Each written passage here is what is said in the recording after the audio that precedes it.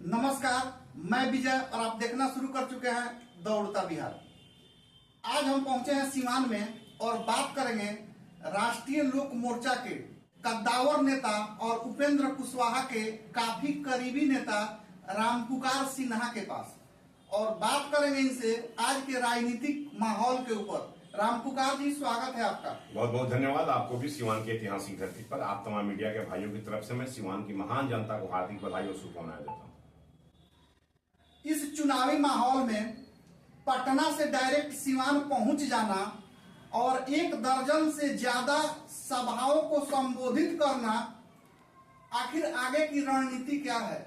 बिल्कुल, मैं आज सीवान पहुंचा हूं। अभी तक आधा दर्जन से ऊपर हम लोगों ने बैठकें की। हमारे जिला अध्यक्ष, हमारी पार्टी राष्ट्रीय लोक मोर्चा के सम्मानित जिला अध्यक्ष विसूत्री के सम्मानित सदस्य हैं, जिला विसूत्री के भाई रिजवान साहब जी के नेतृत्व में हम लगभग 1 दर्जन से ज्यादा अभी बैठकें हम लोगों ने किया है। देखिए, हम लोग का एक कार्यक्रम है। आगामी 5 सितंबर को शिक्षक दिवस है और भारत ललीन अमर सिंह जगदेव प्रसाद जी की शहादत दिवस है।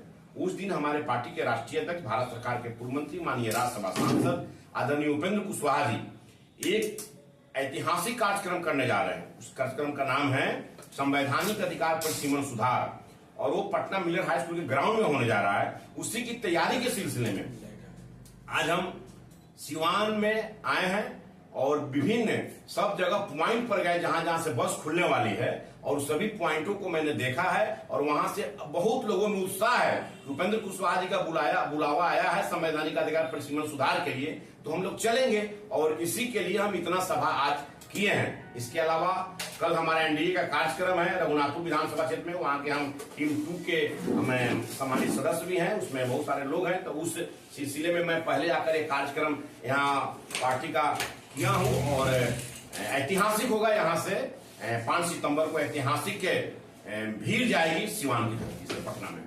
आखिर इसका मुख्य बातें क्या है? आखिर इसमें क्या होने वाला है? देखिए, संवैधानिक अधिकार परिसीमन सुधार के बारे में हमारे नेता माननीय उपेंद्र कुशवाहा जी इतना जागरूकता ला दिए हैं कि पूरे बिहार की जनता और खासकर उत्तर भारत की जो तमाम राज्यों हैं उन तमाम लोगों की जनता समझ चुकी है। इसमें हमारा इंडियन कॉन्स्टिट्यूशन कहता है कि जनसंख्या के आधार पर हमारा लोकसभा और विधान परिषद का परिसीमन होना चाहिए, लेकिन आजादी के 50 वर्षों के बाद अभी तक ये नहीं हो पाया है।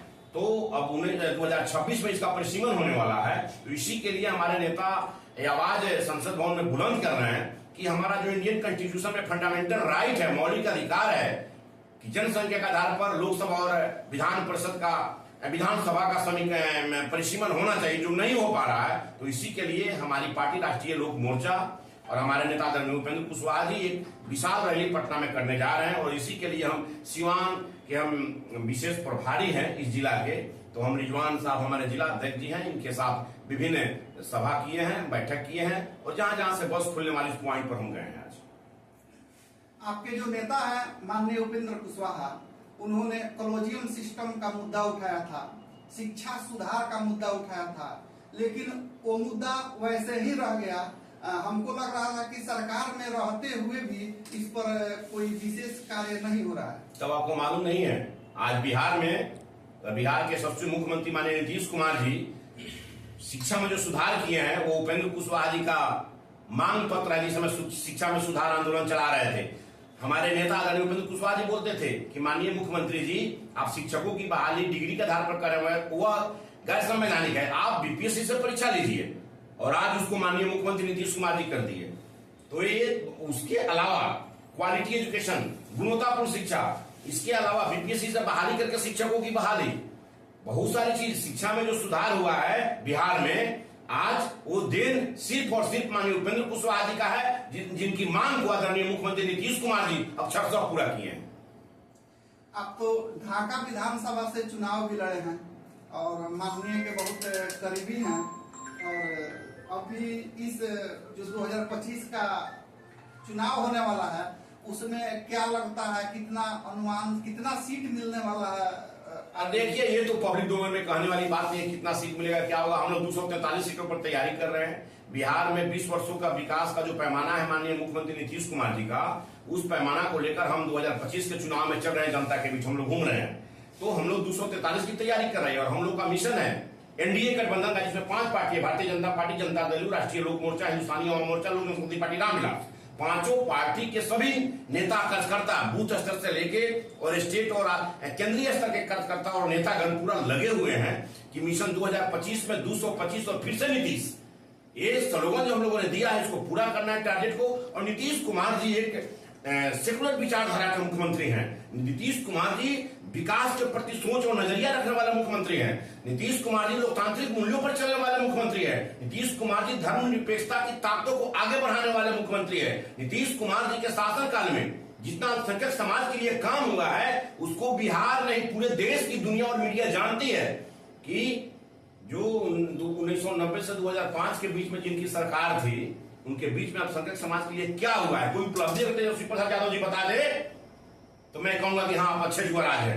मैं ये बताना चाहता हूं कि नीतीश कुमार जी के शासनकाल में कोई बड़े दंगे नहीं हुए। नीतीश कुमार जी के शासनकाल में कोई बड़ा नरसंहार नहीं हुआ। नीतीश कुमार जी के शासनकाल में विकास का पैमाना चला। यहां से छपरा से सीवान आने में मात्र 40 से 45 मिनट की समय लगती है। एक समय था कि 4 घंटा 3 घंटा से छपरा से सीवान जाने में लगता था। आप खौफनाक मंजर को भूल गए। आप ही जैसे पत्रकार राजदेव रंजन की हत्या को आप लोग भूल गए। वो सीवान यही सीवान है जहां पत्रकार को बोलने की आजादी नहीं होती थी।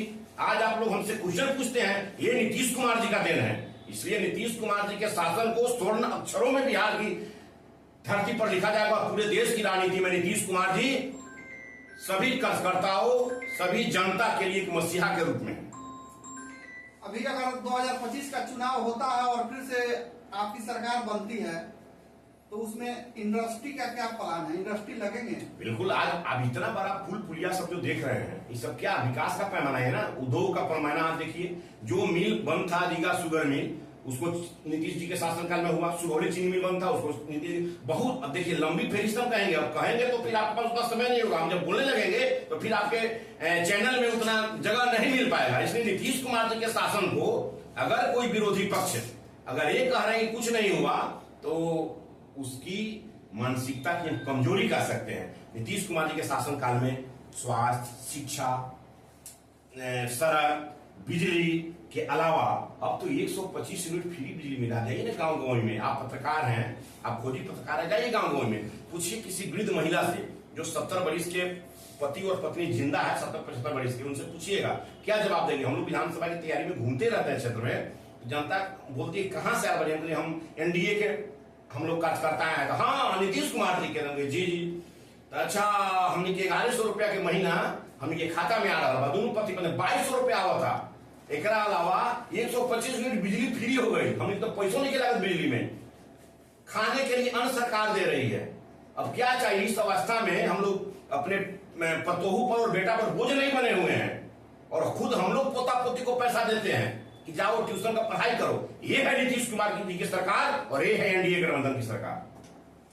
अभी हम बात कर रहे थे राष्ट्रीय लोक मोर्चा के कद्दावर नेता रामपुकार सिन्हा से। बाकी खबरों के लिए बने रहिए मेरे साथ और देखते रहिए दौड़ता बिहार।